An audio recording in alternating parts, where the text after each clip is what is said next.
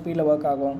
இல்லை நல்லா high hundred machine வச்சுருந்தீங்கன்னா அது ஒரு ஸ்பீடில் வரும். ஓகேவா? ஸோ மற்றபடி இது ரொம்ப ஷார்ட் ஃபைல்னால நமக்கு சீக்கிரமாக வந்துடுச்சு. Okay, so this is a way to hack any password. அதாவது கிராக் பண்ணுறோம் நம்ம பாஸ்வேர்ட்ஸ். ஓகேவா? Okay, fine. ஸோ க்ளோஸ் பண்ணிடலாம்.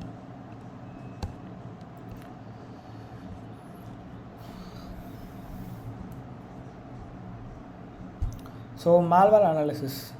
இப்போது மால்வேர் அனாலிசிஸ்ன்ற நமக்கு நிறைய டைப் இருக்குது.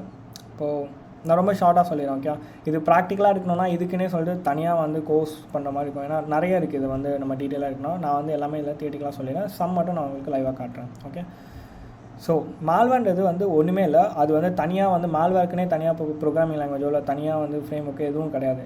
மால்வேர்ன்றது நம்ம டெவலப் பண்ணுற அப்ளிகேஷனில் கொஞ்சம் மலிஷியஸான ஒரு சில ஸ்கிரிப்ட் எழுதுனா தான் அது மால்வேர் சொல்லுவோம். And malware has many types.